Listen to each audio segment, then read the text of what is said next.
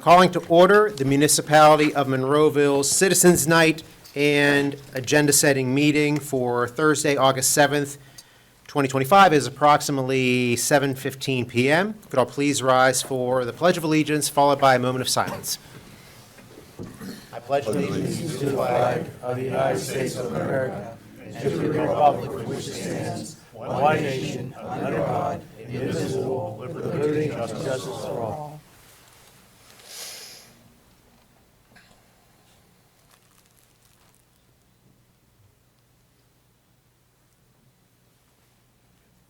You may be seated. Could I have a roll call, please? Mr. Hizzy. Here. Mr. Poach. Here. Mr. Stevenson. Here. Mr. Crut. Here. Mr. Adams. Here. Mr. Williams. Here. Mr. Biondo. Here. Mr. Graziani. Here. Mr. Ratcher. Here. Ms. Rock. Here. Mr. Hugus. Here. Mr. Sedlak. Here. Mr. Weldon. Here. Ms. Slang. Welcome. I'm going to open the floor for Citizens Night. Citizens Night is an opportunity for residents and taxpayers to address council on any municipal item. We always ask that you keep your comments to a 5-minute time period. At the beginning of next Tuesday's regular council meeting, we will have another comment period for agenda items only that we're going over this evening. And at the end of next Tuesday's regular council meeting, we will have another comment period for any municipal item as well. But this period is for residents and taxpayers. So whenever you come up, if you just sign in, then you can state your name for the record. I'm signed in already. Welcome. And I'm Janice Olszewski at 101 Asbury Court, Monroeville, Pennsylvania. And the capital improvement project wasn't quite clear, I read through it, about the development or redevelopment of the Public Works facility. And I would urge council members to not vote for the redevelopment or the development of the new location of the Public Works facility and keep it in its old facility because of the land placeable. And the land is, the building, of course, needs renovation and expansion done to accommodate its needs, but there are many ground issues on the new location that have to be addressed and should be addressed. And the underground tanks that facilitate the maintenance vehicles is utilized daily by the maintenance vehicles for the Water Authority and for the Public Works facility. And that's very good because it saves time and money, man hours and money for the location of those facilities. So I would urge you not to do either the redevelopment of the Public Works facility on the current location because the land is irreplaceable and there are many ground issues on the new location. Thank you. That's Thank you. all. Thank you.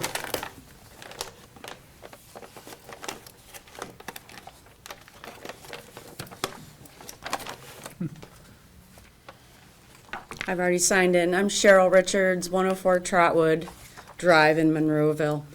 Actually, I'm here representing some friends, Ed and Mary Ellen Mindel, on 552 Shoemaker Drive, and I have some comments at the end. This pertains to the Monroeville Mall redevelopment project. What we'd like to do is get clarity from Monroeville and Allegheny County officials regarding whether Walmart has engaged local government in discussions about redeveloping the mall, and if so, what's been discussed. So I'm going to read their comments. We have an interest and concern regarding Walmart acquiring and potentially redeveloping the Monroeville Mall. As members of the community and stakeholders in the region's future, we are seeking clarification on the status of engagement between Walmart and the local government. Our goal is not to oppose development, but to ensure it reflects the needs and priorities of our community. We would like to emphasize the community's desire to be included early on in the process. It is important that we work together to achieve mutual goals of revitalization, development, walkability, housing, you know, all the things that they've cited. I've got a list of questions that we want to ask. I don't know that this is the forum to get that information back, but at some point, we'd like to know when we would be able to have those meetings. Has Walmart or their developer engaged with the municipality regarding the Monroeville Mall property? What stages are those discussions in? Are they exploratory, proposal, or approval? Has formal documentation been submitted? And to the Planning Commission or Zoning Board, are there known zoning or land use changes being considered? Has Walmart communicated a redevelopment vision or master plan concept to the municipality? Has infrastructure or transportation studies been initiated or requested in relationship to this site? Has the municipality offered or been asked to offer any public incentives such as tax abatements, TIFs, or infrastructure support? Are there any scheduled public meetings or hearings or forums where we can discuss this? Again, we would like some transparency or visibility. What is the expected process for that public input? And are there any concerns or opportunities for the local government for this redevelopment? So anyway, I was just trying to represent them. They had a family matter. And I have some documents that I'd like to submit at the end. But I do want to also add in my comments, make comment on the capital improvement plan. And coming from a large corporation for many years, having a capital plan integrated with your budget is very fundamental and basic. And if we hadn't had that before, I guess I would be surprised, but I'm here to voice my support for that. One cannot manage something that you cannot see, so you've got to be able to plan for that future. But I want to come back to planning for the future and come back to the Monroeville Mall redevelopment plan. I learned last week that one of the local businesses has recently left that property because of lack of visibility. So they didn't know what was going on and chose to close their store, I think, next week, and that's Wagner's locations, and we'll be going to 2 locations in the Pittsburgh area. They were a long-time small business at the property. So I just, you know, the visibility and knowing what's going on, so people, especially if you're running a business, is needed. And I just want to emphasize that. And that kind of goes back to those initial talking points. Thank you. You can give them to me. Could you pass these around? Yeah. Thank you. And it goes to her. We'll make it easy on you. I'll leave the floor open.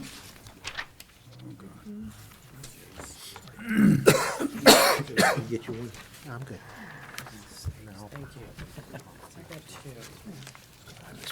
Here we go. Okay. Here, take one and pass it down.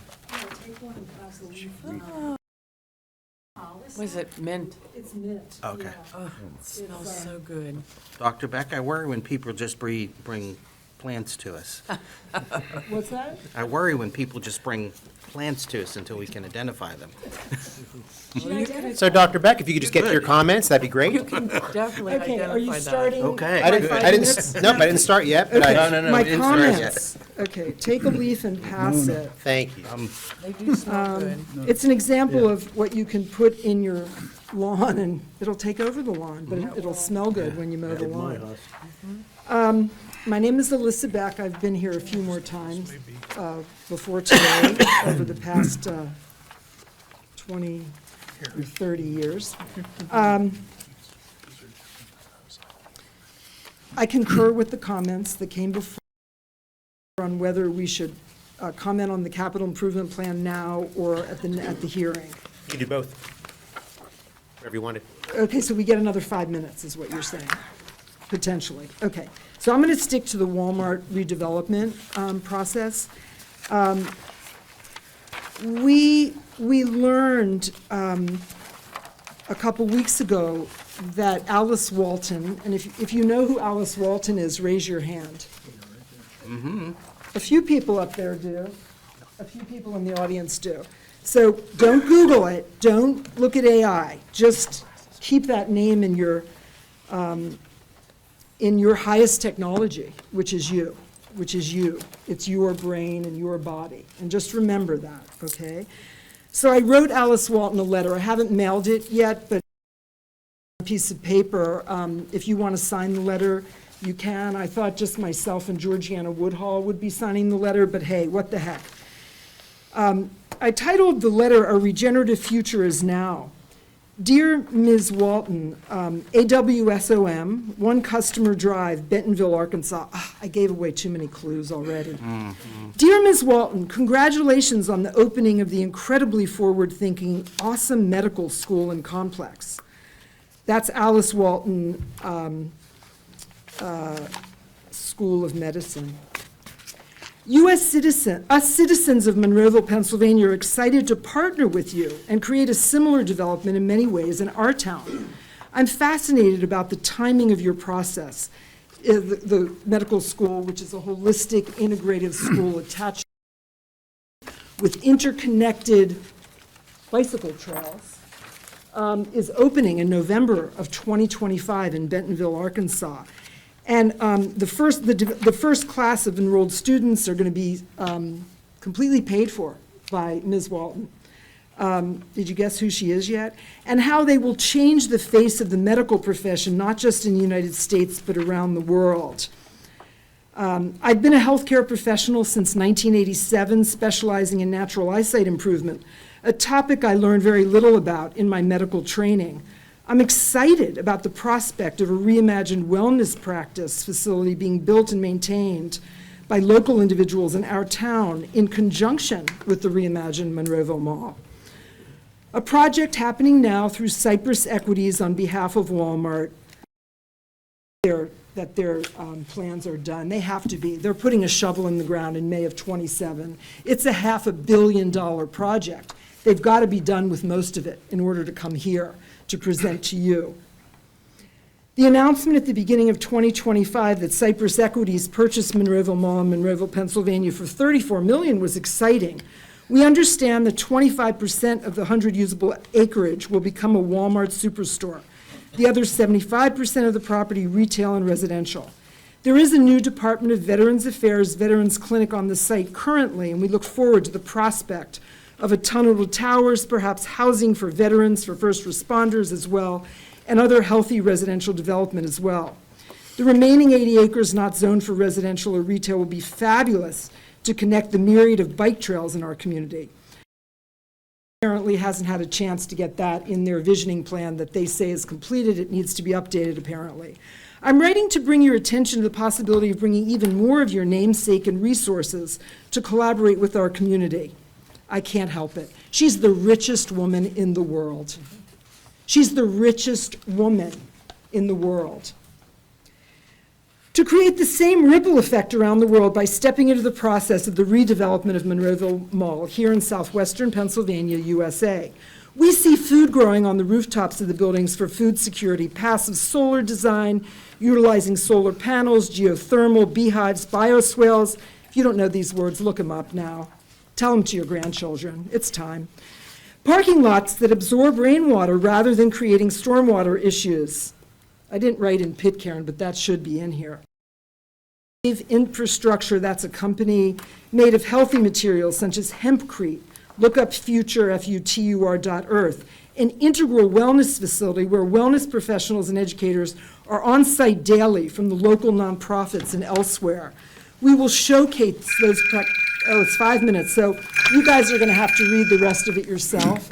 And if anybody's interested in the community or here, I'm happy to email the rest of it to you. And if you want to sign it, it's all good. So thank you. Thank you.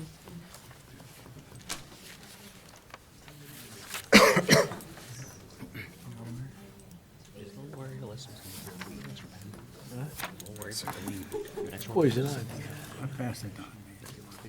No, that's, my ears, my eyes started tearing up, you knew what it was.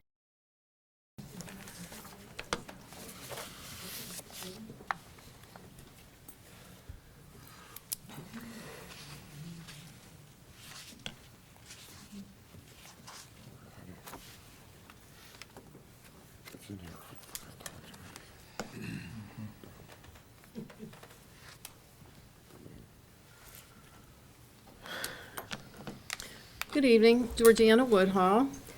I'm going to read you an article. I'll read as fast as I can. This is from Pittsburgh Post-Gazette, Sunday, July 27th, 2025. At least 11 people stabbed at a Walmart in Michigan, suspect in custody. At least 11 people were stabbed at the Walmart in Traverse City, Michigan, and a suspect was in custody, authorities said Saturday. Munson Healthcare said via social media that 11 people were being treated at this hospital in northern Michigan, and spokesperson Megan Brown said all were stabbing victims. She did not immediately have information on their conditions. Munson Healthcare said it would provide updates as appropriate. The Michigan State Police said the local sheriff's office was investigating the incident and the details were limited. The agency asked that people avoid the area while the investigation is going on. A fire truck, multiple vehicles, and uniformed first responders were seen outside the Walmart following the incident. There was no mention, I read three articles, watched three different television news stations, and there was absolutely no mention of security from Walmart. Was there any security in Walmart is the question. According to what was, it was Good Samaritans that stopped the suspect, one by ramming him with a shopping cart, and the other one by pulling a gun, held him until the state police and local sheriffs arrived. If there was no armed security at that store, then once again, Walmart is exhibiting remarkable disregard for a place that they operate. They need highly trained police officers, armed police officers. We, the residents of Monroeville, do not want to be burdened with our police department being their main police department. They have to be highly skilled. Again, I'd ask you that, I walked that mall and I ran into two security guards, top guards. I looked them up and down. I didn't see any type of weapon on them. And on Friday, during one of my walks, after hours, it was after 4, when they were enforcing a curfew, I did see a armed police officer, a Monroeville police officer, walking along with their mall cop. Like, this can't happen here. You know, I want to say on a good note, I got in touch with Tunnel for Towers again to give them an update. I also got in touch with Holly Arasinko because I know that Greg Arasinko worked with the veterans. And also, I called Kim Krivda. She was on the Planning Commission with me when I started on Planning Commission, and I mentioned to her about Tunnel for Towers. I didn't talk to Greg directly. I did talk to Kim directly, and they about the fact that we could get a Tunnel for Towers here. So again, I called Tunnel for Towers. I gave an update, and I'm going to submit this for you. This is the latest, well, this was from spring on the Tunnel for Towers, what they do, if you're not familiar with them. And I'm not going to stop until we get Tunnel for Towers here. And we have billion-dollar Walmart, and I said it before, I'll say it again. I feel in a way right now like we hit the jackpot because I'm good at spending money on other people. And that's my plan. Thank you. Thank you. And one last thing there. Sorry. Go ahead. I'd just like to ask that you and all members of council, if you would make more rational decisions than you've made in the past. And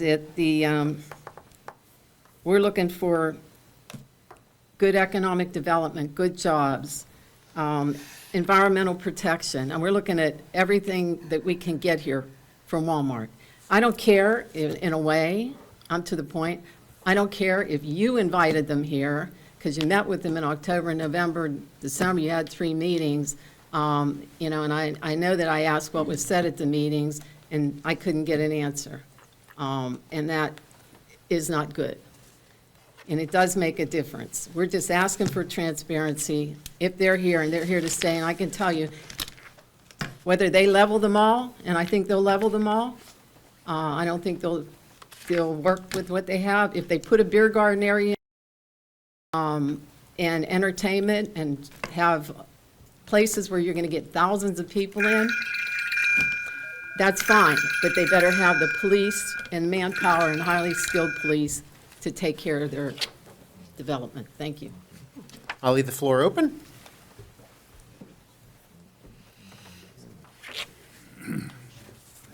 Where do you get this from? I didn't sign in yet, so I will. Take your time.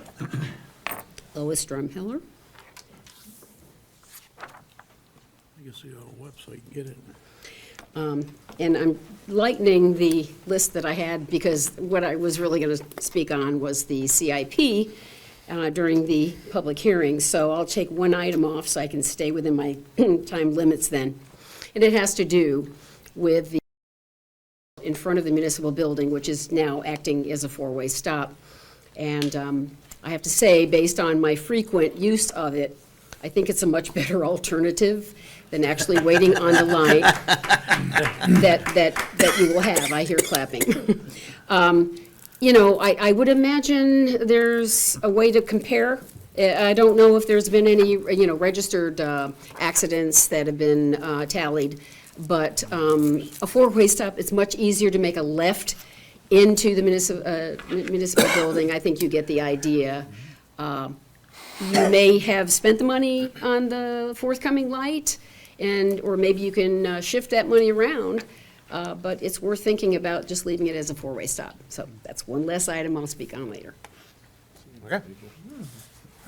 I'll leave the floor for Citizens Night.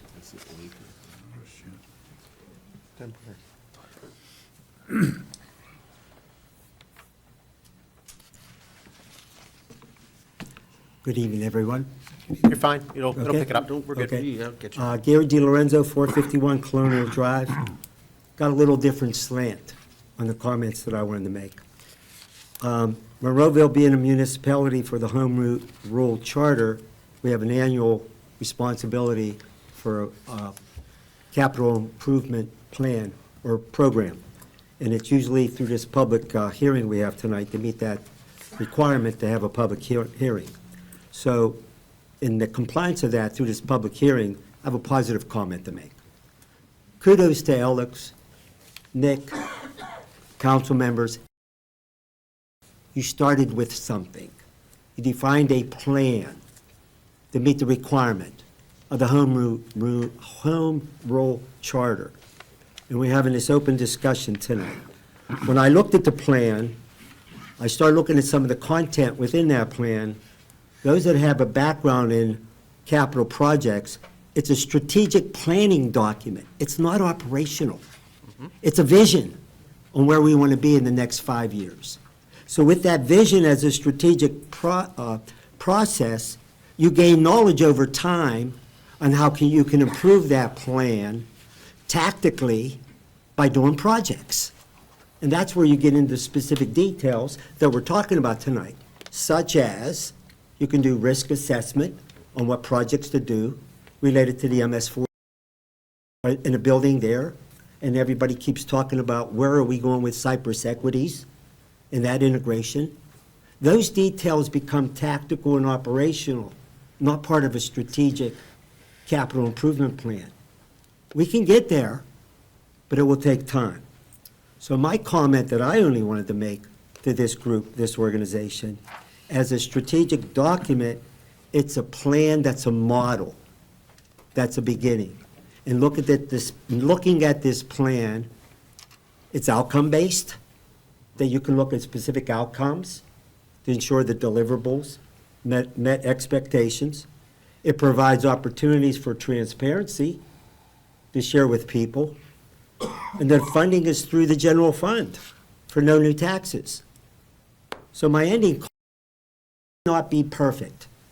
It may not be the perfect solution right now, but it's a start as a model. And if it's not this plan, then what plan do we use to meet the requirement of the Home Rule Charter? Thank you. Thank you, Gary. Thank you. Did you sign in, sir? Yes, I did. you. Yes, I did. Thank you.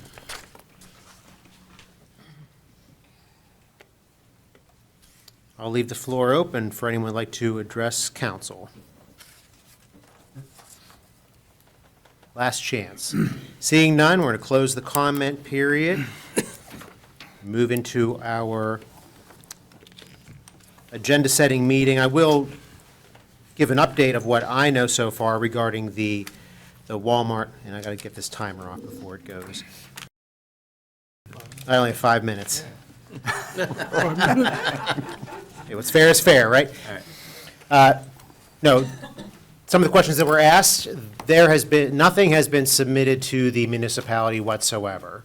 There have been no plans, no drafts, nothing that have been discussed or brought in. We've had conversations with them, but where Cypress is at this point is they're working through all their current tenants at the mall. And one of the things that they pointed out to us was that when Walmart bought the mall in February and brought Cypress along, so starting in March, they were basically starting at ground zero. They weren't planning to buy that mall. Walmart saw that opportunity for the land.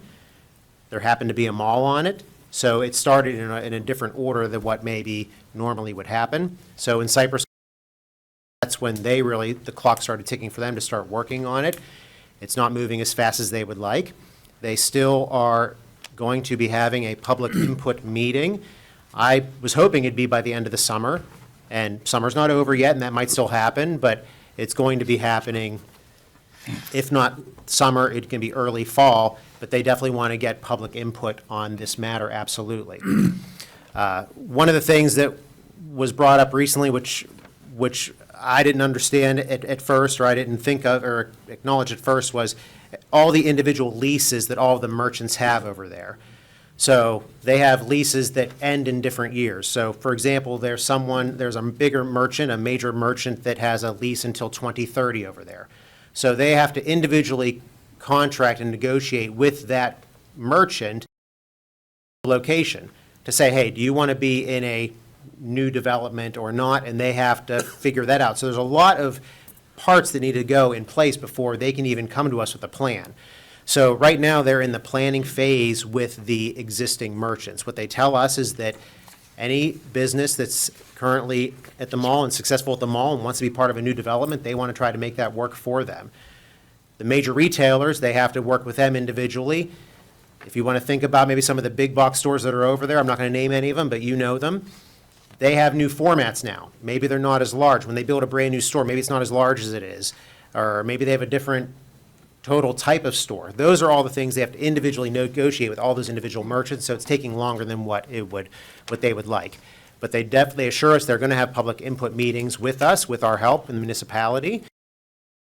They are definitely going to be embracing public space and recognizing public space and really try to be creative and try to have an area where it can be it's like a town center and something that's walkable. And some of the things that I hear from some people that make comments, they really want to make some positive changes over there, and we're really excited about it. Unfortunately, it's not going to happen overnight. This is probably a 2 to 4 year process. You know, we would like it to be faster, but it's probably more like 2 to 4 years when it's all said and done. And when we know things, we will definitely update the public. We will be having that informal public meeting with Cypress whenever they're ready to come to us and get public input. And then once that happens and they start developing their plans and start moving forward through things, there's going to be planning commission. It's going to be a public meeting for planning commission. It's going to be televised, recorded, broadcast. There was a mention of zoning issues. If there's any kind of zoning hearing board type things, that would be a public meeting, advertised, televised, recorded. Then after all of those things are done, it would be in front of council. Once again, publicly advertised, talked about, recorded, broadcast over the course of probably multiple meetings and multiple months. So it's definitely going to be a process. We're really excited about it. I think they're going to be great neighbors, and we're anxious to get the information and we're as anxious as you are as far as getting this information. But as soon as we know things, we will be putting that out for the public. Mayor, can I Yes. comment on the security issue that was brought Sure. up? So the Walmart that was mentioned where the stabbing was, I don't know if that's in a better area or not, if that was. And, but like the Walmart North for Sales, I'm pretty sure at least they used to, I think they still have special detail police officers from North for Sales that work at that Walmart. And the Walmart coordinates with the North for Sales Police for what days and hours they want officers there, just as our Monroeville Mall does, Friday and Saturday nights, and special events or special occasions. They contract with the municipality to have Monroeville Police there. So it wouldn't make sense for every Walmart in every town across the country to pay to have police officers there.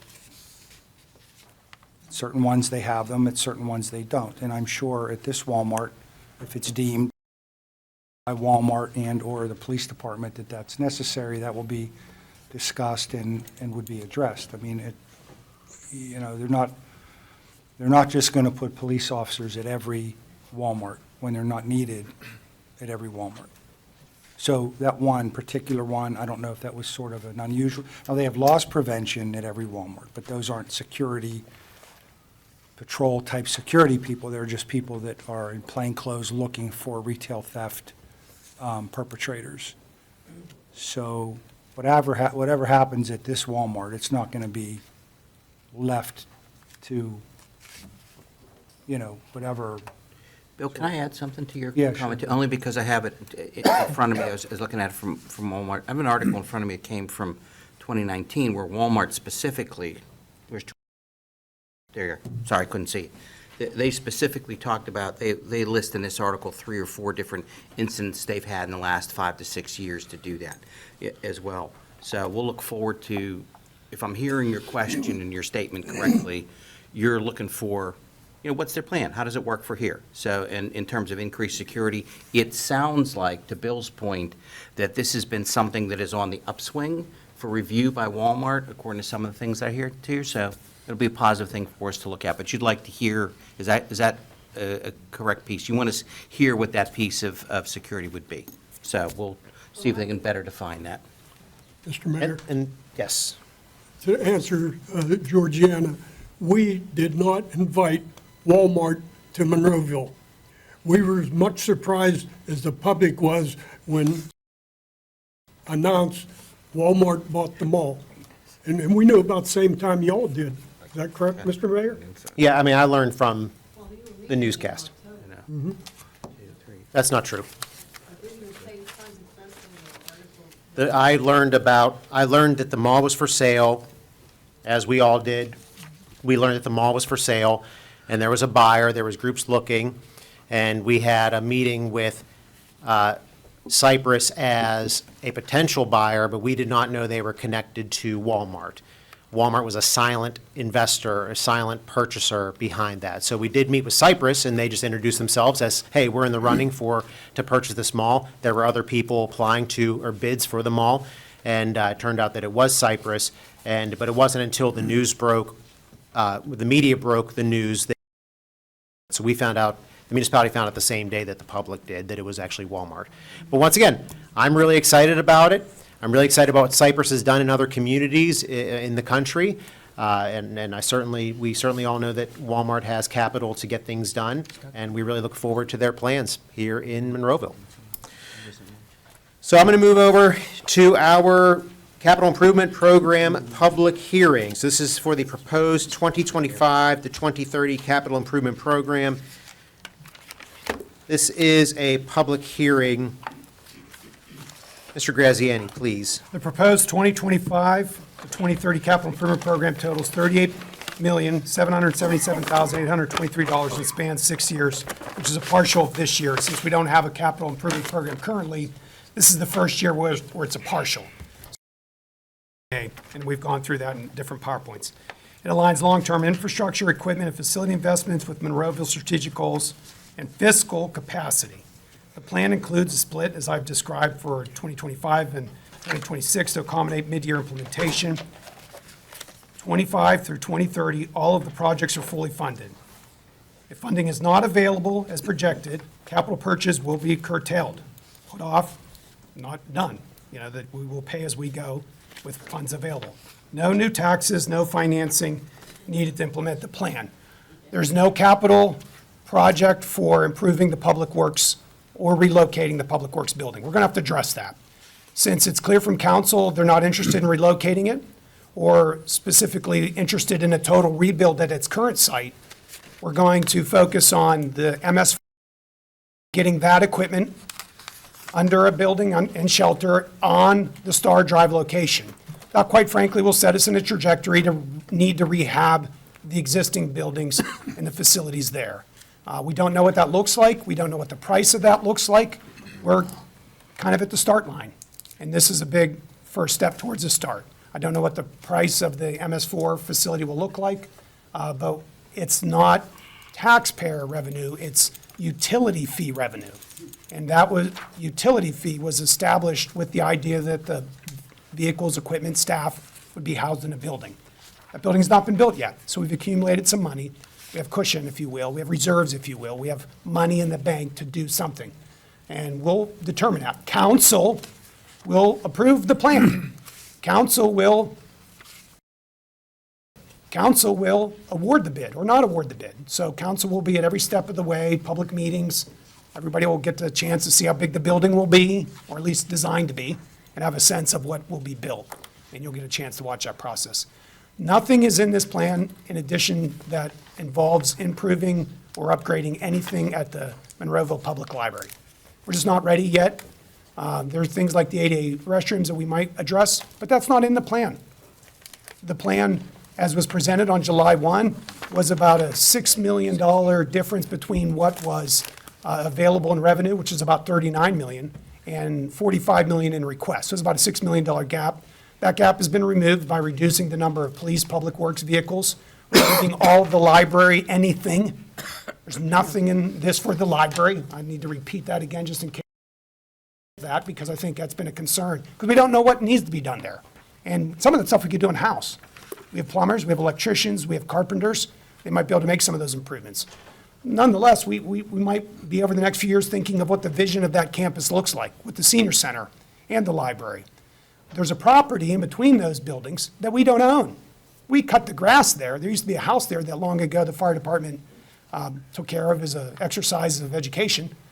But we're possibly over the next year or two, through the regional land bank, acquiring that property. It's a vacant property that has not paid taxes since 2006.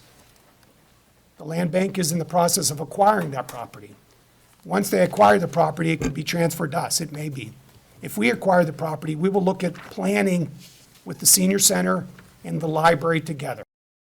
Leading the way, this council making the decisions and moving in that direction. So a little less on vehicles and equipment, a little less in this building. I think the windows, which is, you look at some of the windows, they're literally compromised. You know, they should be see-through, not clouded. And some of the fixtures in this building are 25 years old. We'll replace the carpet in this room if this gets approved, but not in other parts of the building.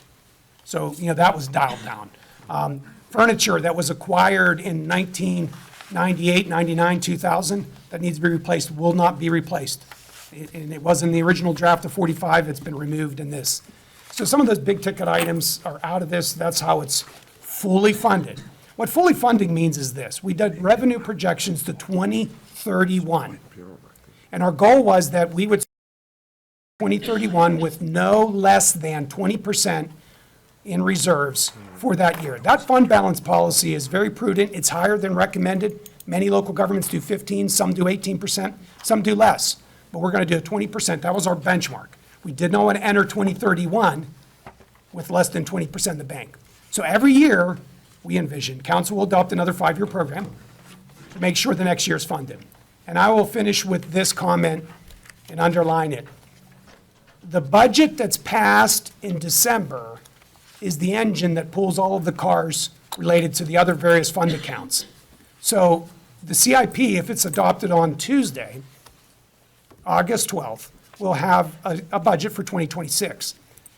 However, the spending plan for 2026 within the capital will be re-ratified, adopted, whatever you call it, in the December budget. Council is adopting a strategic vision, it's a plan, it's a program. The budget that gets adopted in December will be final. But any of you guys who have done a budget before, whether it's household, business, church, or nonprofit, it's subject to change. We have some very big taxpayers in this community that we're very blessed with. Those could change. We have costs like you do, fuel, commodities, tariffs might affect cost of certain products that none of us have an idea about what will cost next year. So we create a budget with assumptions and guesses and estimates and projections. But it's subject to change in a given year. Every year, we pass a budget, and never once has any of those budgets been to the T, to the penny, exactly what was coming in and what was spent. You get that. That's how it is for your house. You plug in what you can, but next thing you know, the electric bill's higher because, through the PUC, they got a different rate. You just adjust. You cut back somewhere else. We'll do the same. So I just wanted to cover that. I can't thank staff enough. Paul Hugus, if we asked him for another spreadsheet, another rework, another cost estimate, Mike Strom, Jamie Story, your whole crew going out, Float, and other guys looking at stuff. Josie has been tremendous going through stuff. MK's actually covering another meeting. She might be here before the end of this meeting. But the council, each council member has met individually with staff. Each council member has had numerous opportunities for feedback. Every department head has been met with several times. And we've had this out in the public for some time. I'm very proud of the work of this mayor and this council because they deserve the credit. Because when they hired me, they were very clear. We'd like the manager to manage, and we wanted to be forward. And you've allowed me to do that. I thank you for that support, and I'm looking forward to your vote on Tuesday, the 12th, and what public comment we might have tonight. Okay. Well, thank you for the kind words, but no, Alex, you deserve a lot of credit with your department heads, and some of them are here, some of them aren't, but they really did a lot of the work. You did a lot of the work with MK and Josie and all the department heads to get it to council and to myself. But this is a super important, very, very important document, and we're getting closer. You mentioned just now about the Public Works building and the library. In the latest draft, the draft is going to be approving. I know it doesn't say anything about them being approved, but are those items still discussed in there? So as we've discussed before, we've had them as an appendix, which is just a way to say these were projects that have been discussed, but there is no element of either proposal for we call them the big two. But I'm just for just the sake of clarity, yeah, and for maybe so no one's confused about that, just so, and maybe those are maybe something in a separate document with, master planning for the different buildings. Yeah. The reason we wanted to make sure people saw them was really that people knew this was being discussed since, I think, 2019. Some of these have gone that far back to think about this. When the MS4 program was created, it really kind of was the impetus, the genesis of thinking of the whole Public Works facility. And that fee has been in place since 2019. And so, yes, those will be removed. It'll certainly make Dara's life easier when she's putting together the final ordinance, not to have 50 or 60 more pages in there. Yeah, less is more. So I don't want to, we'll come back to our colleagues up here, but this is a public hearing, so we're going to open the floor for anyone from the audience that would like to address, and I was getting to that, thank you. So we're going to open the public hearing for anyone that likes to address council pertaining to the capital improvement program. So if there's anyone in the audience that would like to make comment, I would ask that you now stand up because you're going to be sworn in. This is not your only chance. If as discussion ensues and you're here and you want to make comment, you certainly can, and you'll just be sworn in individually. But if there's anyone that knows they're going to get up, I kindly ask you stand up. I see a few people now. And all of you, please raise your right hand. You swear to tell the truth, the whole truth, and nothing but the truth. I do. Thank you. And then whatever order you want to work amongst yourselves, the floor is open. And this public hearing is in session. We will also ask to keep your comments to a 5-minute time limit, just to speed up the process. sign But we in? want to make sure you have enough time. So I sign in? Yes, please. And please, yeah, if you could please sign in, take your time. I was trying to read all this electronically last week. It's good to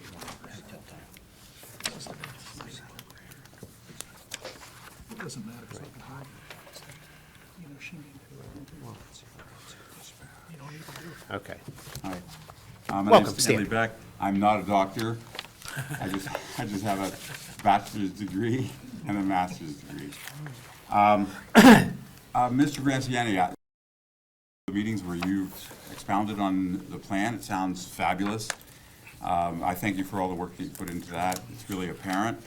You mentioned one thing today, which I think, like, it triggered something for me, and I think it can be an example for some other aspects of the plan. And you said something about carpet.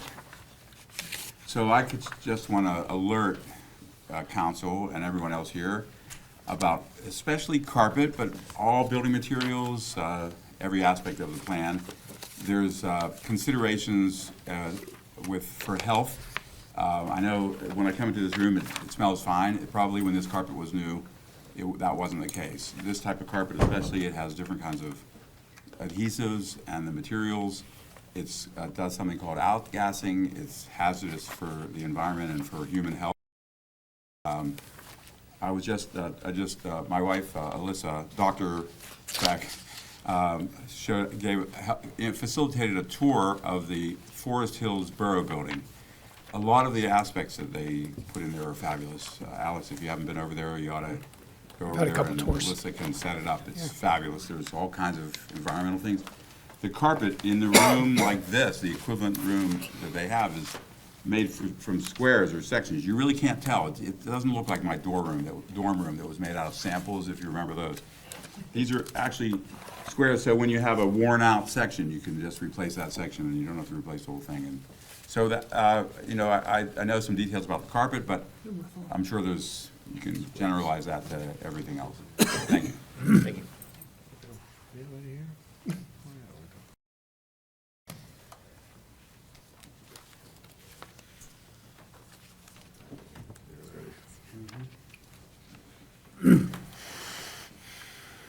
Lois Drumheller again. In looking over the draft document, the amount of purchases with this about 6-year plan, I noticed that the highest that was devoted, I think it was 57.43%, was infrastructure. And to that I say, yay. That is very important. I believe that that's probably the most important, is infrastructure. The lowest was the study feasibility analysis, which was 0.18%. I am glad to see this only because I went through to the year 20, and as seen on page 36 of that draft of the CIP, the Center Road, St. Martin Drive, Old William Penn intersection, and a feasibility study about a roundabout. And I have been not only interested in, I looked a long time ago back into what it would take to do a roundabout, not necessarily that intersection, but boy, is that a good idea. So I'm glad to see it in 2026 in that CIP. I already contacted my county councilwoman, and I recommended the same be considered because they are looking at the intersection, the Logan's Ferry Road to Center Road, where Job's Funeral Home is, and the awful angles that one must take if you're trying to cross Center Road and go down Logan's Ferry. So she actually is carrying it to the committee that's looking at such things. It would be wonderful to have 2 roundabouts going into that awful pathway. I mean, it's just accident waiting to happen there. But glad to see that on the 2026 for that Center Road, Old William Penn, St. Martin Drive. Also, I'm glad to see that the fire suppression has become a 20-year, not 15-year replacement schedule. In the past, there's a lot of pushback to that, and there's no reason it can't be, because there are a lot of bumper trucks and were sold to other townships and boroughs, and they got another 30 years out of them. So I am glad to see that. The thing that I did not understand that was listed in there was the drones dispatch and operational. I'm not sure where the drones that were intended to be used, whether it was a public works thing or it was a public safety. So I actually wondered about that. Maybe you can explain that. And the thing that was most helpful for me to realize where the Public Works building would be remaining on Star Drive actually comes through something that I really hope the public goes on YouTube and looks at, because things that you've done, Mr. Graziani, that are called At Your Service. The one in June of 2025 where you and Paul Hugus toured the entire campus of the Public Works building was highlighting a lot of things, answering a lot of questions, and anyone would understand about that campus so much better. I mean, I've gone there to recycle things. I've certainly gotten, the animal shelter down in visits, but it is interesting in the area that it is that also it surrounds itself with what amounts to be a acid mine drainage problem. And as that is redeveloped, as I hope it will be, this is a perfect opportunity to take acid mine drainage and do what Boyce Park has done. And if you've ever been into Boyce Park, they have a tertiary pond, and then they have the leading ponds that are treating the runoff of acid mine drainage, and by the time it gets to the third pond, where all of the things are growing out of that pond, that is reduced to, I don't know if it's potable water, but it's certainly not acid mine drainage. This would be a demonstration project that would be wonderful for the public to tie into, because it does matter. That entire area that was around the 3rd Ward and the 7th Ward has got the same problems. And you've heard me up here bellyache about Maple Crest and some of the things that had happened there with their phase 1 and 2, and they have not done phase 3 yet. But If you can stick back to capital, because we're yeah, getting I outside know, of capital. I know, but that is a wonderful opportunity, and I hope that that will be tied into there. I don't know whether it can be by the CIP. Thank you. Got it all. I'll leave the floor open. Should we make a quick comment about the dispatch? I believe she's yes, referring the to. drones. Some of you guys may be familiar with the Turtle Creek Council of Government has been located where the regional dispatch was when this building was originally built. We used to regionally dispatch from this building, and it was in that space, and it was designed for Penn Hills, and I don't know all the municipalities, but a number of eastern municipalities. The COG has been occupying it since then, but about last year, the COG was talking about some needs for space, and that led to discussion about really being maxed out. At the same time, we were having conversations with the county about doing an enhanced dispatch center. So we're in the process, the COG is gone, of remodeling this space to allow for dispatch to move back upstairs. It's a very small, tight space. And part of that is this enhancement of 911 dispatching with the idea that in the future, not within this plan, but into 2031 and in the future, it could be earlier if we get grants, there could be drone assistance for dispatching. And one example that maybe people could relate to, I have other people who are more experts on this DS than I am on this subject, would be instead of sending police cars to have chases on roads, you could dispatch a drone to follow the car. The car might not even know that they're being followed. And they go to their girlfriend's house to change clothes, and the drone's outside relaying back to us all the information we need. And the public isn't in danger because there's no high-speed chase through town. But that's one example. Whether it's fire, EMS, searching for missing people, and even infrastructure investigations. We can put drones into stormwater ponds that we can't easily get to, or stream areas that we can't easily access. So we envision a future where Monroeville is able to do some of those things, tying it back to our enhanced 911. With the beauty being, we're not the whole county. We could be piloting the project and be a model for technology enhancing safety, which obviously, even with the Walmart discussion we had this evening, is a very big issue for Monroeville. If Monroeville is ever perceived not to be safe, a lot of what we talk about will go away. We must be a safe community. We must be committed to safety first, and all of this, even planning process, is with that mission in mind. We protect people and property, and we got to do that the best of our ability, cost in the safest way. But other council members, you've been involved with the dispatch. Did I cover it? Yes. Thank you. I'll leave the floor open for public comment during this public hearing, or public testimony.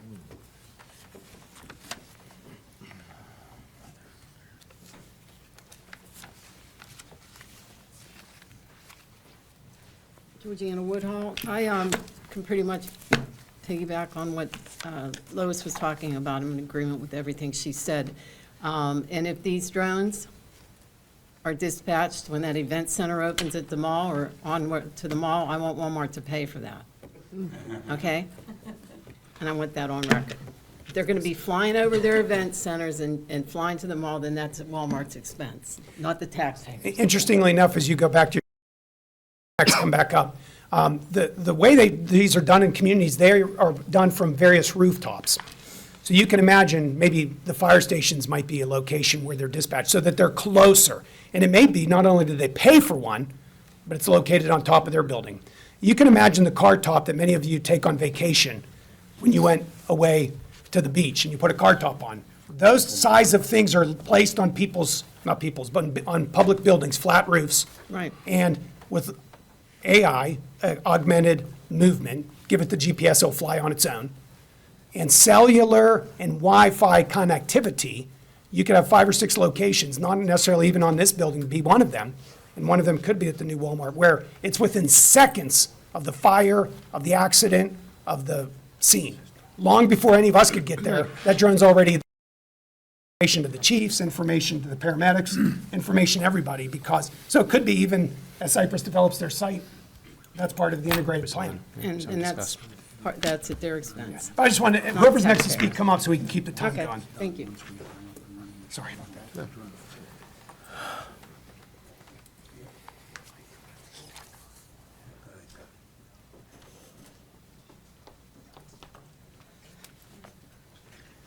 I didn't even know I was going to have another 5 minutes here. It's our lucky day. Okay, so I'll start by praising the mayor and the municipal manager and the assistant municipal manager and Mr. Weldon and all of you for hiring progressiveness and for listening and implementing, and also remembering technology, and the drones and the AI are great, and that we have to get our feet back and our hands back into the earth. And so if there's going to be drones on the rooftops, I don't know if this goes in what this document that you're talking about yet or not, or if this is pertinent. I don't understand much, but whatever you said made me realize, I guess we need to put this into place. But I'm wondering when that stuff becomes part of the master plan for the community. So it could Specifically be related to technology or to what? the AI technology and the green earth technology at the same time, so that it could be we can be a prototype community. So that you're not just focusing on the drones, but you're focusing on green rooftops on Walmart. Community can feel good, so they don't shoot each other up. Does that make sense? Because we have so much of externalizing into what we're calling AI that we're forgetting who we are. And so I don't know how else to say it. I'll come back here each month when I can to say it in 16 different ways. But you know, when you get home, it's a gorgeous day. It's still going to be light outside if we don't talk too long. Take off your shoes and put your feet on the earth and see how you sleep tonight. Because if we're just going to be a prototype for the AI, that's just part of the equation. But we're really the technology. The Green Building Alliance is a great resource for So, future stuff. Dr. Beck, you're doing great, but do you have comments on the This capital improvement? is the capital program? improvement plan. Can you understand? This is what we need here Well, we're This asking is for- what we need We're asking now. for input on the current document in its The current document is not complete because we need to update our thinking in the current document to add in green infrastructure, healthy carpet that comes in here instead of toxic outgassing formaldehyde, right? He said specifically, Mr. Graziani said, this carpet looks pretty good to me. I don't know about you, but it could stay and it's outgassed already. But when you bring in the next one, what's going to be in this capital plan that says it's not going to be formaldehyde again? Well, Because the I don't want to specs- come in here Well, the with it. specs wouldn't be, for any item we purchase, the specs wouldn't be in there as far as, okay, is this a item that has low VOCs, volatile organic compounds out? Those specs aren't specifically in here. It'll just say, we got to buy carpeting, or we have to buy a garbage truck. But in the capital plan, it needs to state that we're interested in an overall redevelopment capital plan that includes green infrastructure, hempcrete, non-toxic everything. Talk to the Green Building Alliance. Like, open up your peripheral vision and understand this is the capital plan for our future, so that we're regenerative instead of sustaining. Sustainable Monroeville, it's an old language.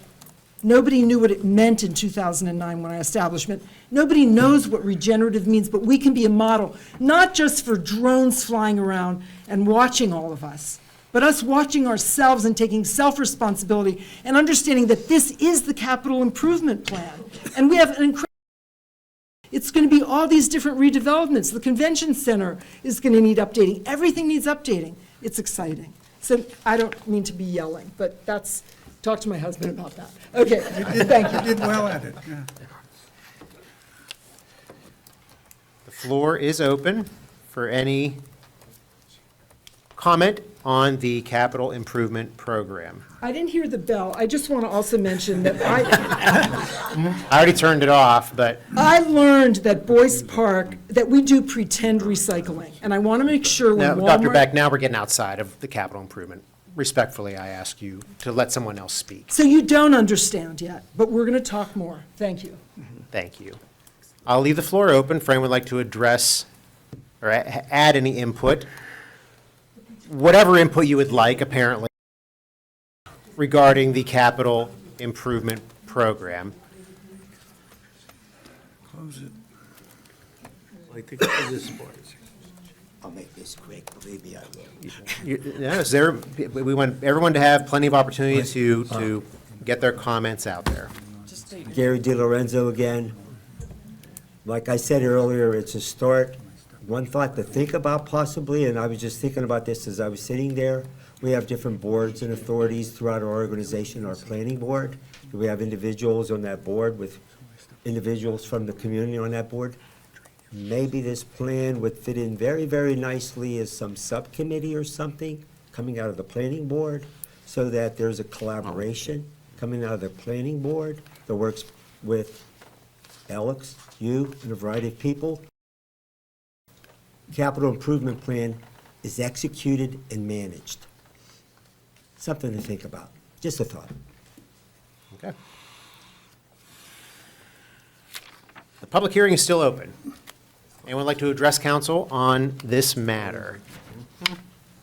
Okay, we're going to close the public hearing.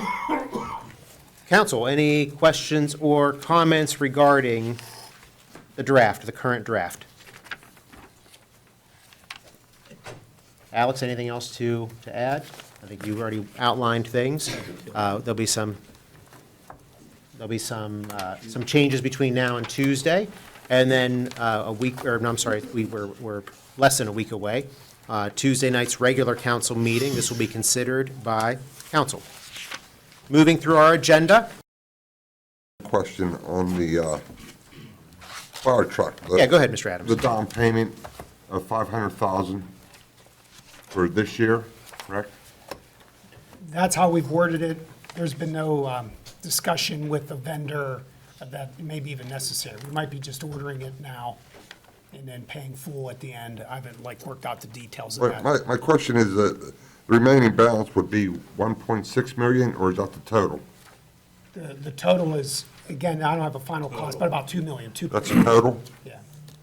Okay, it doesn't say it, it just says in '26, the remaining balance is 1.6. Yeah, so it's a total of 2.1 is what we'll be doing. Is it 2.1 or 1.6? We haven't went with the manufacturer. That's what we're working on with Alex. We're trying to narrow it down to, so that all's gonna change that structure. Chief, And then- Chief, Oh, you opened your mouth, you got to come up here.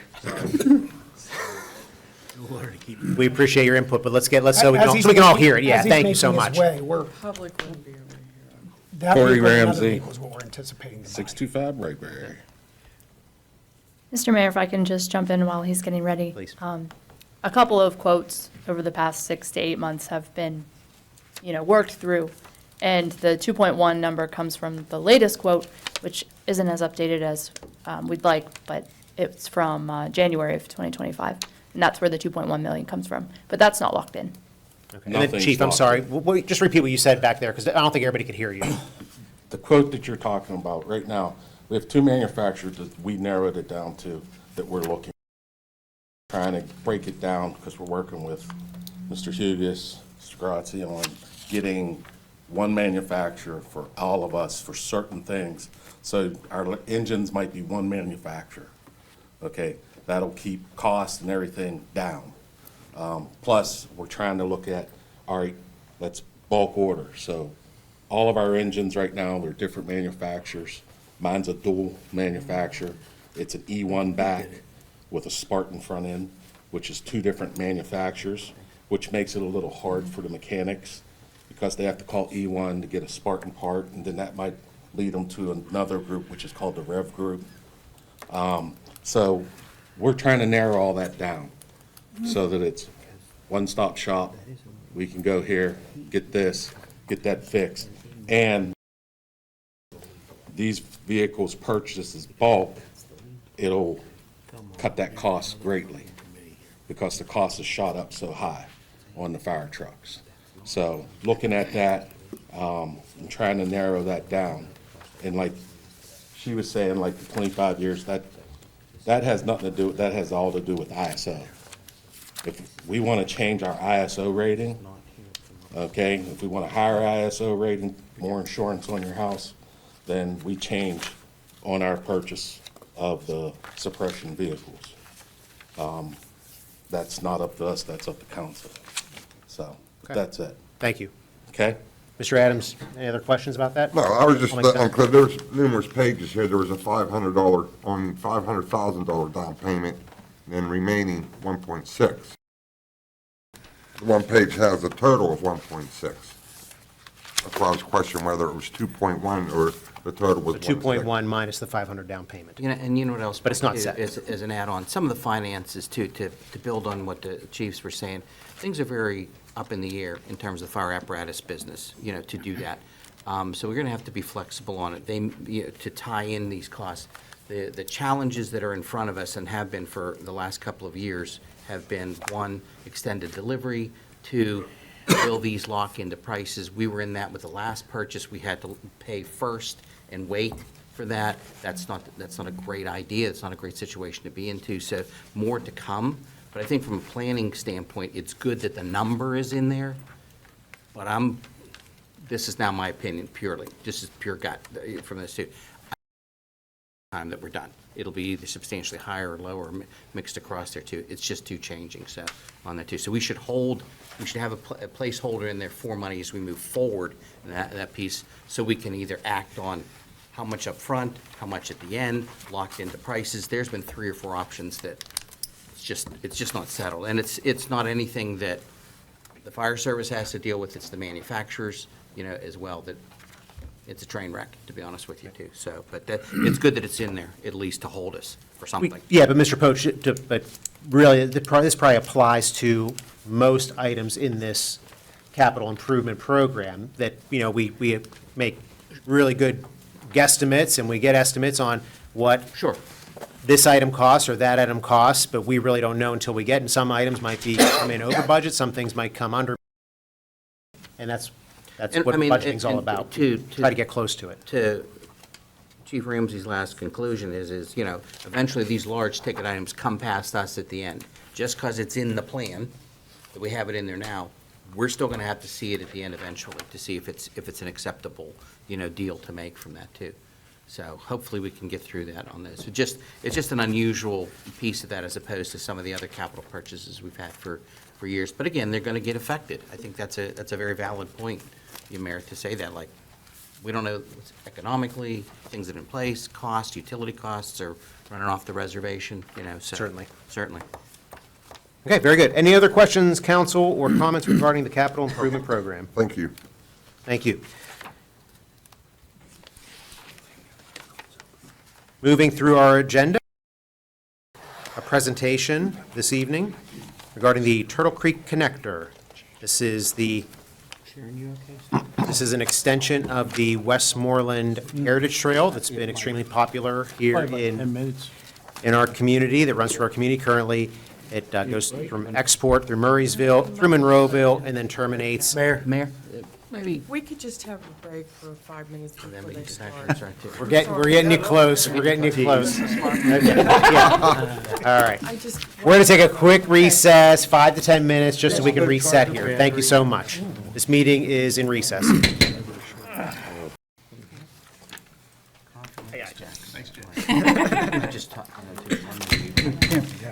Welcome back. This meeting is back in session. This is our Citizens Night and agenda-setting meeting for August 7th, 2025. We have a presentation, a very special presentation regarding the Turtle Creek Connector. We have Christopher Corbin, the program manager here at the Pennsylvania Environmental Council, and this is regarding the Westmoreland Heritage Trail connection. And I'll let Chris, along with Katie and Chad, to explain what's going on here. So welcome. Thanks for coming out tonight. Thanks for having us. I appreciate, the council making some space and time on the agenda this evening, just so we can share some updates and status updates and what's happening with the Turtle Creek Connector Trail. As the mayor said, my name is Chris Corbrand. I work with the Pennsylvania Environmental. I partner with Katie from Friends of the Riverfront and Chad on our consultant team. And our other partner in this project is the Redevelopment Authority of Allegheny County. Okay.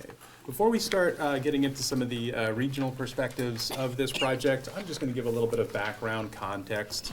This project that we're going through is built on a number of feasibility studies, most recently wrapping up with the Turtle Creek Connector Trail feasibility study in 2022.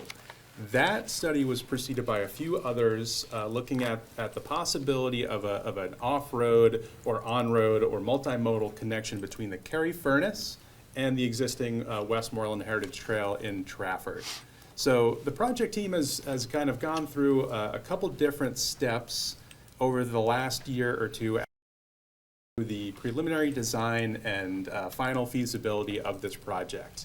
And really that started with us getting out and about into the communities along this corridor at different community days, Pitcairn Night Market, Rankin and Braddock's community days, and a few others, just to make ourselves, known and try to raise awareness that this project is underway. And we've had some pretty great reception. We got to chat with folks about what they're looking for as far as a connection goes, about what other amenities they can envision, and how they really see this connector kind of enhancing their immediate lives and livelihoods, but also as a means to kind of bring more recreational tourism through the Turtle Creek area and into the greater Westmoreland Heritage Trail system as well. It's been great. We've also been out. We have a few others at this stage coming up in September on the 9th and 10th. We have some little half-sheet flyers about that meeting. I set them over near the agendas, so if folks want to grab some on the way out, feel free to do so. This project is currently in this design and engineering phase, and that means we are specifically looking at what it is going to take to kind of come up with the blueprints necessary to pass this off towards the construction phase. I do want to be clear, though, that this project is not funded for construction at the moment. We are looking at a number of different possibilities, kind of long-term plans of how we're going to move this project from engineering to implementation and construction. But with most trails and kind of our experience here as well, it's a phased approach. We'll need different funding sources to try to actually do some of the installations and on and off-road infrastructure improvements that we have envisioned for this project.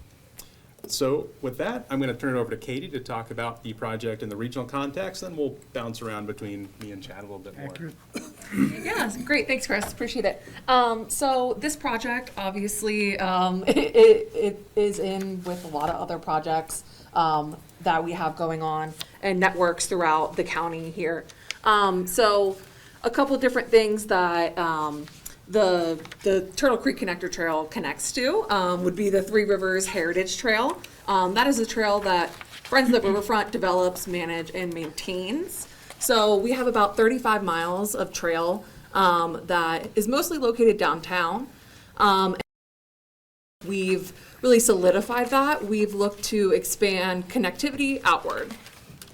So this project also connects into the Great Allegheny Passage and into the VOP Trail, which we have taking place. We're also in design engineering with that, and that's the Verona, Oakmont, Penn Hills, and Plum Trail. And ideally, we would love to make a connection to Monroeville through Boyce Park for that trail as well. Thanks, Katie. As Katie mentioned, this piece of the puzzle really has some really strong regional significance. Without this piece, we're missing a connection between all the communities of the Turtle Creek, the Westmoreland Heritage Trail, and the Cary Furnace. And at some point, once the metal bridge comes into fruition, that connection from Cary Furnace over the river to the Great Allegheny Passage. From there, we have the opportunity to connect users on the Great Allegheny Passage, the whole way to DC, back to Pittsburgh, and into the Erie to Pittsburgh Trail System and a few others. So this is just a slide on the screen right now showing where we are in this process. As most folks probably know, the design and engineering part of the process takes some time. We're being deliberately kind of slow in this process to make sure that we're pulling in all the public input that we can. And we're not trying to rush this process, so we're looking at all of our different options for alignments. We've selected a primary alignment, and we're pushing it through the design phase at this point.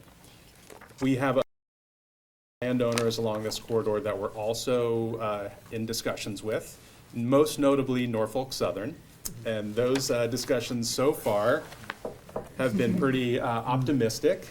Representatives from Norfolk Southern have been out on the corridor with some of the project team, looking at the alignment, discussing the possibility of conveying this corridor to trail use in the future. As with everything else, we'll see where this goes. Nothing is actually definite until that paper has been signed, and we're still a little ways out from that process.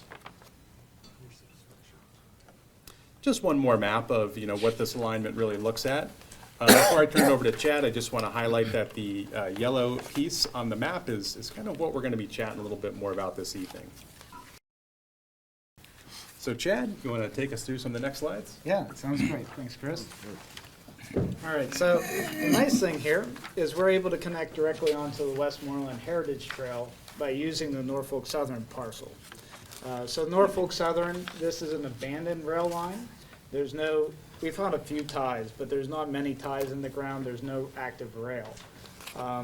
Pitcairn has also built their fire hall on top of what used to be the alignment. So there's not really a use for them to continue the section into Wilmerding. The nice thing is we can really extend this at-grade recreational facility from the Westmoreland Heritage Trail across Turtle Creek using an old railroad bridge, bring it along the river. It's going to be nice and level, flat. Do 10 to 12 foot travel lanes, so think, almost the width of a car with 2 foot shoulders. So that'll all be flat in the Pitcairn. And then once we get into Pitcairn, they have a plan in place to redevelop their park. So we're going to try to integrate our trailheads. We're going to add some parking into their park for the bicycle. We would need a new bridge at that point to go behind their fire hall. So we talked to them in their borough. And then we'd go along Broadway Avenue, again, along the old railroad line. So the nice thing is, Norfolk Southern owns it. Once we get over past Pitcairn, we do end up with a hill. Wouldn't be Pittsburgh without one hill. So the things there, we're going to keep it at a. So if you imagine 1 foot vertical to 20 foot horizontal, 5% grade. And the reason for that is you want it ADA compliant. But you can go a little steeper, but you end up with those landings. So if you've been in some of the ramps around downtown, they go up and then they land, and then they go up and they land. That's for the wheelchairs. But if we can keep it a nice constant grade, it'll be a little bit smoother for the users that run, roller skate. You get more of a gentle mix of users. So that's our plan. We're going to do a little hill, come down into Wilmerding. So you'll have a whole section is off alignment. It's going to have that feel of a park extension. So that's this typical here. 10 foot is enough for people to pass. So, you might get queued up blocker, but eventually you'll get around them. If we went with 12 foot, you could have a person on the left, the right, and the center. So that's the only real kind of question is the width here. Obviously on the flat, it's not as big of a problem. So this is just an overview of the alignment. So some of the reasons this works for Norfolk Southern is it's not against their main line. This was a siding that went over to Pitcairn. So we have some imagery here of a rendering of the Pitcairn Park and then what it'll look like along Broadway Avenue using a strip that's technically in Monroeville, but it's against the Pitcairn Broadway Avenue. Pitcairn currently leases that from Norfolk Southern, but we'd have to.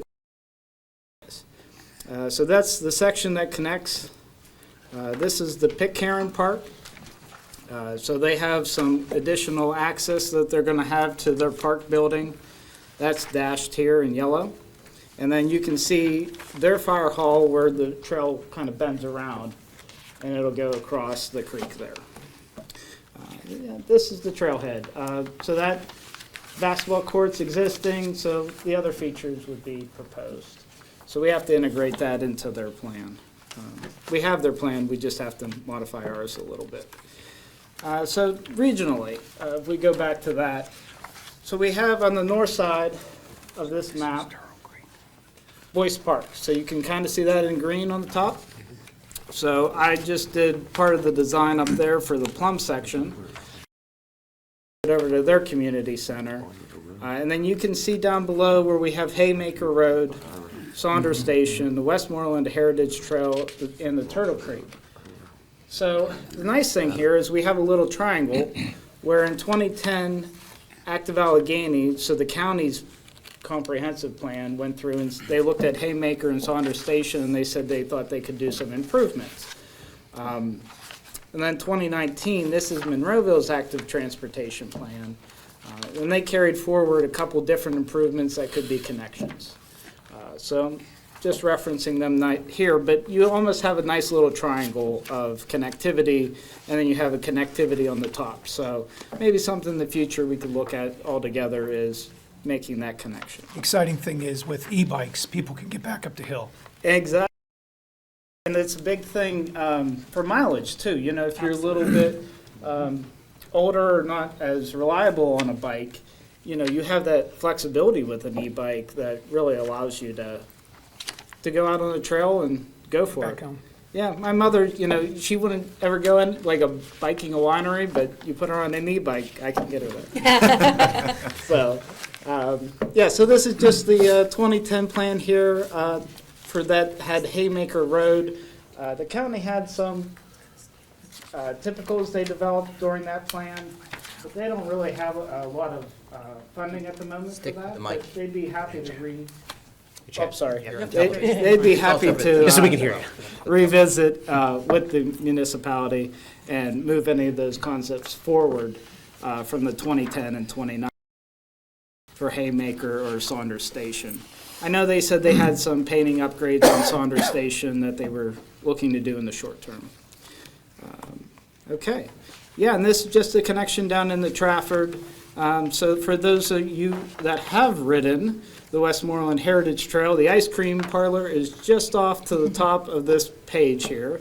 And then where it starts in blue is what Norfolk Southern says is active rail. They hardly ever back a train up that far, but that's one section. That's called the Turtle Creek Branch. And then you go through what used to be the Westinghouse plant, underneath the Fifth Avenue Bridge, across an old railroad bridge, and then onto a siding, and then onto what they used to call the East Pittsburgh Branch. And that's behind the Shop and Save and Haymakers. But you can also see, There's a bridge down there. Bridge, the bus garage, yes. yeah, right at the bus garage, there's an old bridge that serviced the plant. It's a pretty big truss. So our next steps is really to do some more field views. We field viewed about, a month ago, down past the golf station. Driving range? Driving range. McDane's, that's it. So we walked down to McDane's, Mosside Boulevard. We pulled the, PennDOT right away from Mosside Boulevard. So we have some options to use some public right away. We've been in discussions with PennDOT on some other sections, so that's just something we're going to circle back on with them. We got some pavement markings put in as part of their PennDOT's plan over in East Pittsburgh. So those are going in a couple of weeks. So that was just, coordination. We were able to show them that we were coming to the table. They were able to add it with a letter from the municipality saying the municipality would maintain the markings in the future. So there is some things we can do as we go forward too. And then this last one is just a little bit clearer of an image of the bus garage and the existing bridge here. And any questions? I do. In terms of our portion of the Westmoreland Heritage Trail, have you spoken with the Turnpike? The Turnpike, sorry? Yeah, the Turnpike. Well, that would have nothing to do with it at this point. But in terms of the connection of the expansion? You're talking about the Monfayette expansion? No. No. Yeah, Mr. Poach, I know what you're saying. You're talking about the Yeah, and the Turnpike extension and widening, which only impacts the existing that we have. Okay. And that's outside of this. Yeah. You're picking up at the BY Park. Exactly. And going from there. So I don't think they've discussed that. I'm assuming that the Turnpike would be in discussion with the Westmoreland Heritage Trail folks. Check with them, okay. But there's no other impact on anything, because I didn't know if it went down as far as BY. No, I think it's just right at the bridges, like closer up to Saunders Station. So it's a good question, but no, I think that's a separate issue. So is there still a tunnel there?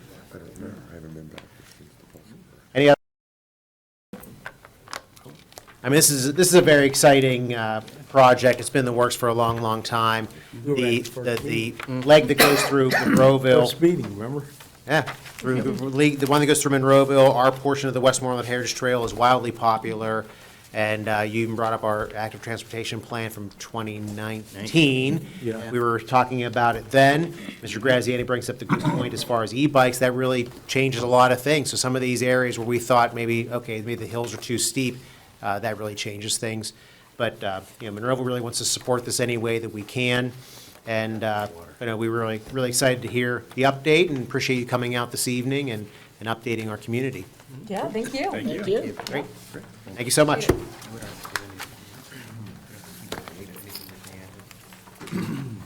Council agenda. The minutes for consideration this month would be the Citizens Night meeting of July 1st, 2025, the council work session meeting of July 1st, 2025, and the council regular meeting July 8th of 2025. Tonight is not a voting meeting. All these items that we're going to be going over now will be considered at Tuesday's regular council meeting. So in regards to the minutes, council, any questions or comments about those? Hearing none. List of bills and budget transfers. Any questions or comments regarding those, council? Hearing none. Thank you very much. And the payroll report, does anyone have any questions or comments regarding those reports? Hearing none, we're moving to our development application. Item number 7, 25-3-SUB, James and Sigrid Hawkins, a subdivision approval.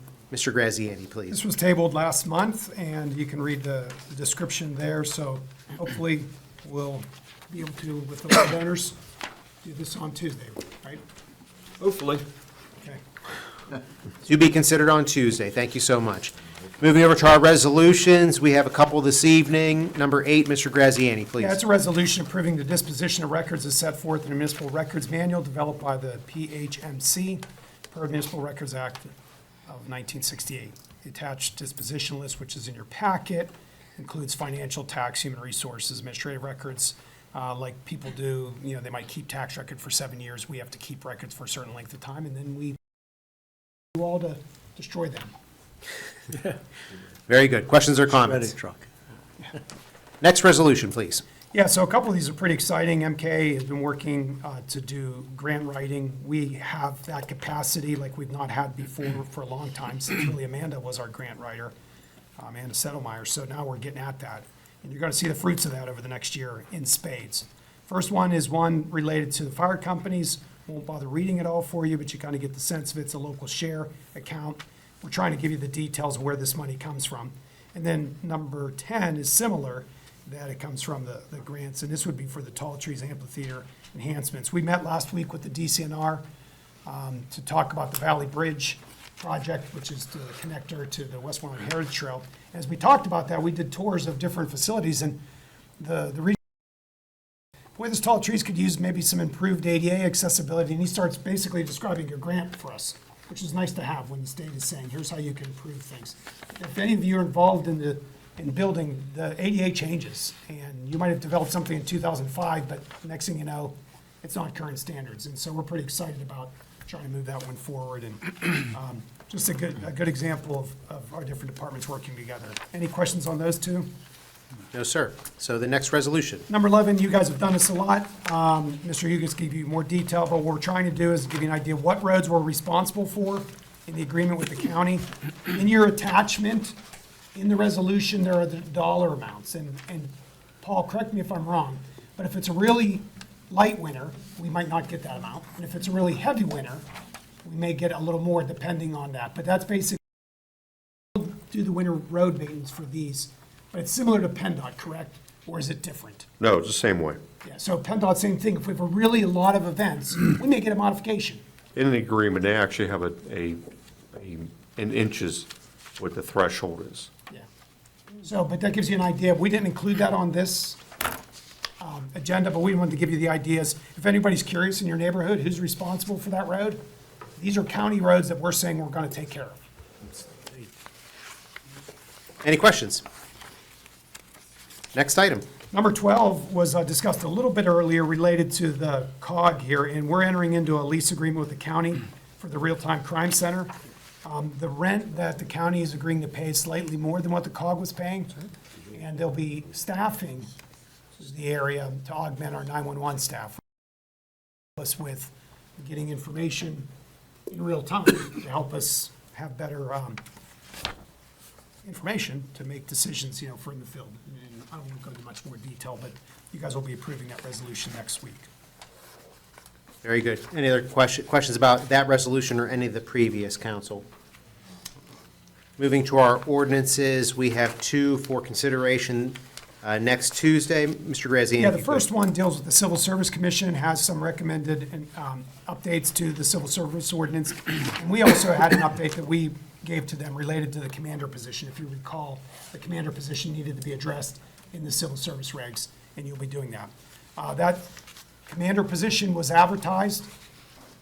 The applications came in on July 28th. We have 25 applicants, and we'll be reviewing probably through till October, possibly November. We'll be making a hire for the commander position, but we need to get the civil service regs to be consistent with this newly created position.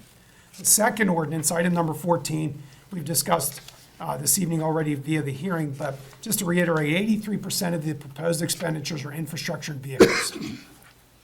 83%. So 17% are the other items, including building and plans and IT and all those other categories. 83% are in the meat potatoes category of roads, guide rail, vehicles. Any questions on those two ordinances? Nope, very good. Item number 15, special discussion regarding forming a 75th anniversary committee to mark Monroeville's 75th anniversary. Thanks to the leadership of some of those folks here, as in Mr. Biondo, council members, and Mr. Estock in the back, the 4th of July committee, I think, is going to grow, maybe, but we'd like some additions and some people to help, because there's a lot more that's going to have to be done to celebrate these things. So I think maybe I'll coordinate with you all and the mayor to get that kind of set up and move in a direction to expand and really have a fun time in 2026. So we'll make it a committee of council for the next year. Follow on with the appointments for it. Yeah, I mean, that's one way to look at it for the 1 year. Orlando Joe's in on it. Yep. And this is Right, the 2 they're, feet. they're appointed, Dennis they're is on appointed. Yeah, I'm in on it. Yeah, they're, again, as we reset for January, we'll have to Correct. make sure that the assignments are in place as well, too. Exciting times. Yeah, Fantastic. so make sure it becomes a standing committee for council for the next, even though they may need to start like yesterday, which is fine. It'll be great. Moving to our reports of municipal staff. Mr. Graziani, anything else this evening? Yeah, Well, just thank really you. quick, to my left and my right, I'm handing out 11 by 17 for your view, and there's extra copies for staff. This is the 2026 budget preparation schedule.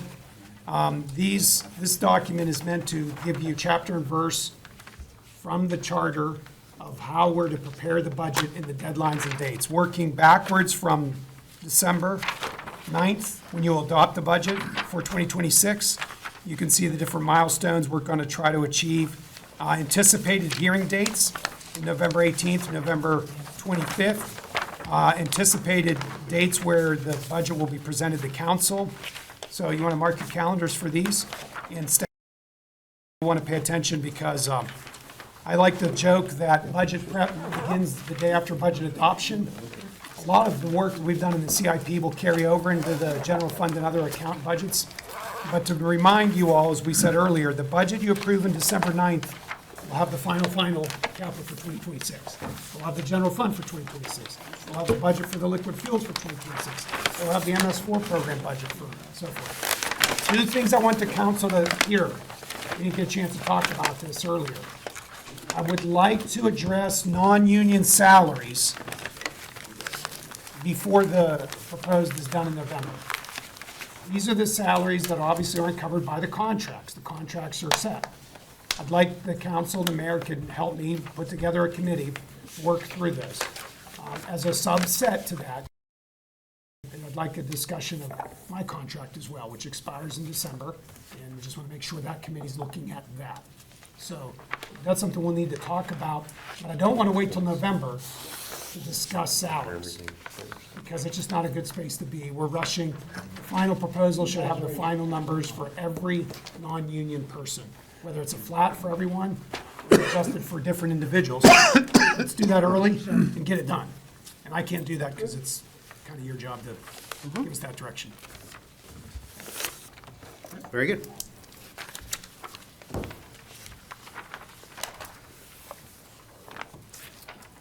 MK, anything this evening? Yes, sir. Thank you. Paul, anything? I'm good, thank you. Josie? I'm gonna be like those two. I don't wanna give You anybody overload. We've got a lot No, of please. information tonight. Thank you. Reports of council members. Mr. Hizzy, anything this evening? Oh, yeah, I'd like to thank the Parks Department, Mr. Estock and his crew for having the night out over at Overlook Park, and it was very dang. Georgina, thank you for coming. It was very well received by the people. They really liked it, so I thank you. Great. Mr. Coach?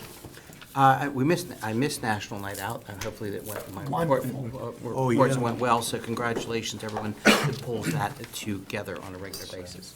Other than that, nothing else right now. Thank you. Mr. Stevenson? Just one item. It was stated earlier about Oh, I lost it. Anyway, I have nothing. Come back around. Yeah. It was not a, We can come back to you. Mr. Krett. Nothing, thank you. Mr. Adams, Nothing. please. Mr. Williams. Patton Street is open, it's done, it's beautiful, and thank the public for their patience with it, although some of the speeding cars were a nuisance, but it is done.